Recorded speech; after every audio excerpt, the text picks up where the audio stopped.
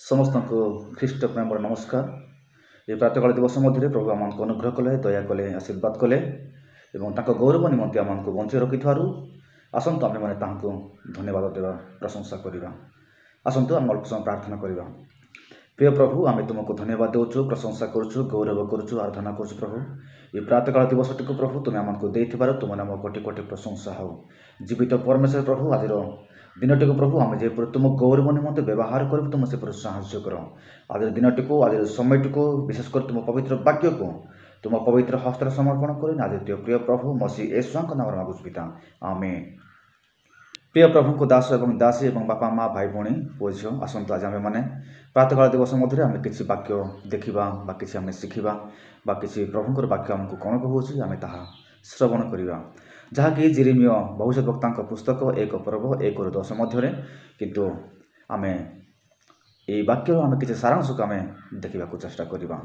जिते ईसा लोक मान मध्य परमेश्वर जिरिमिय को व्यवहार करने चाहूँगी से जिरिमिय को सी एक भविष्यवक्ता भाव से नियुक्ति करने चाहूँगी जिरिमिय को से मध्य सेवा कार्य करने निमंते चाहूँगी से आउर सदा प्रभुंर परमेश्वर वाक्य जिरिमिय निकट में उपस्थित होउछि। जेतेबेले सदा प्रभुंर वाक्य जिरिमिय निकट में उपस्थित होउछि सेतेबेले जिरिमिय सी सेवा कार्य करने निमंते भार को दायित्व नेबा निमंते सेवा कार्य करने निमंते से संपूर्ण रूपे से परमेश्वर को सी मना करुछि एवं सी कहूछि प्रभु हे प्रभु मु यही सेवा कार्य मुझे करें ना बोली से कहूँ जहाँकि आम 1-10 मध्य जो पाठ करवा आपण मैंने आम देखिपर जो थे कि जिरिमिय एवं परमेश्वर कथबार्ता करुँच जिरिमिय मना करुँच प्रभु मु तो छोट बालक मु तो कथा कही जाने ना बोली से परमेश्वर को कहूँ से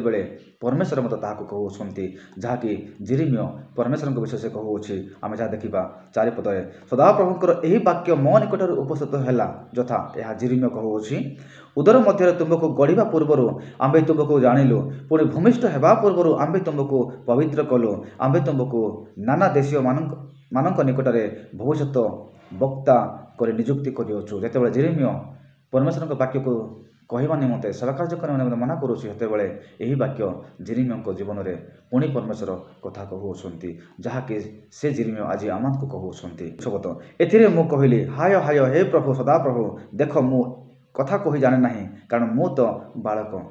जिते परमेश्वर ताको भविष्यत वक्ता भाव में नियुक्ति करने चाहूँगी से जिरिमिय कहूँ हाय हाय हे प्रभु मु तो कथा कही जाने ना कहीं मु जड़े बालक बोले से निजक सी परमेश्वर सम्मुख सी संपूर्ण रूपे सी नम्रता सहित सी स्वीकार करुँच।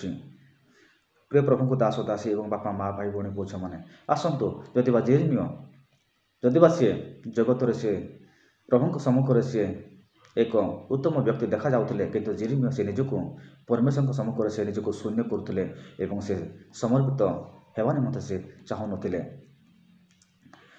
सेमानको सकाशु भीत हो ना कारण सदा प्रभु कहते तुमको उद्धार करने आम्भे तुम संगे संगे अच्छु।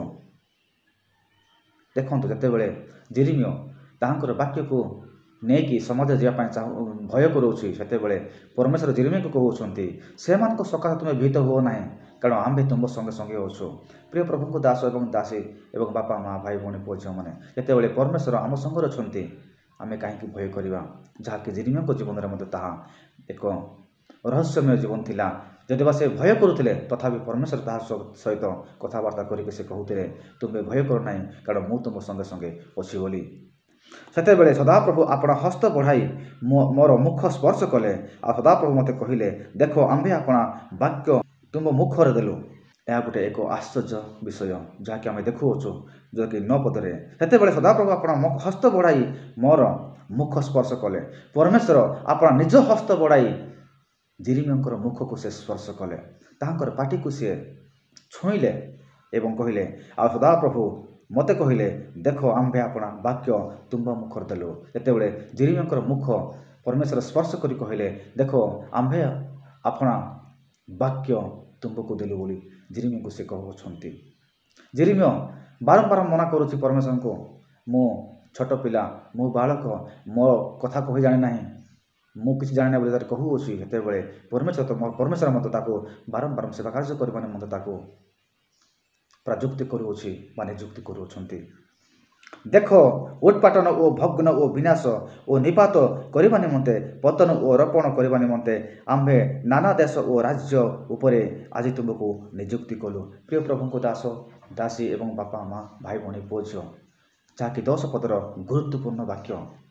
ଯଦିବା ଯେରେମିୟ ପରମେଶ୍ୱରଙ୍କ ସମ୍ମୁଖରେ ସେ ନିଜକୁ ଶୂନ୍ୟ କରୁଥିଲେ, ପରମେଶ୍ୱରଙ୍କ ସମ୍ମୁଖରେ ସେ ନିଜକୁ ସେ ଛୋଟ ମାନୁଥିଲେ, ବାଳକ ମାନୁଥିଲେ, ସେ ଜଣେ ନିଜକୁ ସେ କଥା କହିବାକୁ ସେ ରାଜି ହେଉନଥିଲେ, କିନ୍ତୁ ପରମେଶ୍ୱର ତାକୁ ଏତେ ବଡ଼ ଦାୟିତ୍ୱ ଦେଲେ ଯାହାକି ଯେରେମିୟଙ୍କ ନିମନ୍ତେ ଏକ ଅସମ୍ଭବ ବିଷୟ ଥିଲା।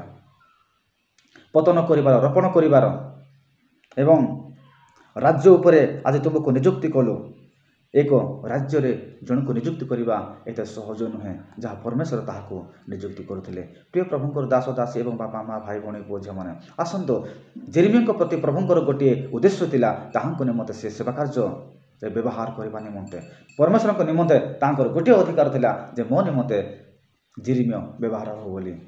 ତେଣୁକରି ଆମେ ନିର୍ଭୟରେ ସେବା କାର୍ଯ୍ୟ କରିବା, ଯେମିତି ଶେଷରେ ଯେରେମିୟ ତାହାଙ୍କ ନିମନ୍ତେ ସେ ବ୍ୟବହାର ହୋଇଥିଲେ ଏବଂ ତାହାଙ୍କ ନିମନ୍ତେ ସେ ସେବା କାର୍ଯ୍ୟ ସେ କରିଥିଲେ। ପ୍ରିୟ ପ୍ରଭୁଙ୍କ ଦାସ ଏବଂ ଦାସୀ ଏବଂ ମୋର ବାପା ମା ଭାଇ ଭଉଣୀ ପୁଅ ଝିଅମାନେ, ଆସନ୍ତୁ ଆଜି ଆମେମାନେ ପରମେଶ୍ୱର ଯେତେବେଳେ ଆମକୁ ସେ ତାହାଙ୍କ ନିମନ୍ତେ ଆମକୁ ନିଯୁକ୍ତି କରୁଛନ୍ତି, ସେ ଆମକୁ ଆହ୍ୱାନ କରୁଛନ୍ତି, ଆମକୁ ଗୁରୁଭାର ଦାୟିତ୍ୱ ଦେଉଛନ୍ତି, ଆମକୁ ରାଜତ୍ୱ ମାନେ ଆମ ସମାଜରେ, ଆମ ମଣ୍ଡଳୀରେ, ଆମ ନଗରୀରେ ଯେତେବେଳେ ତାହାଙ୍କ ସେବା କାର୍ଯ୍ୟ ନିମନ୍ତେ ଆମକୁ ଯେତେବେଳେ ଆମକୁ ନିଯୁକ୍ତି କରୁଛନ୍ତି, ଆମ୍ଭେମାନେ ନିର୍ଭୟରେ ଆମେ ତାହାଙ୍କର ସେବା କାର୍ଯ୍ୟ କରିବା, ଏହା ପରମେଶ୍ୱର ଚାହାନ୍ତି।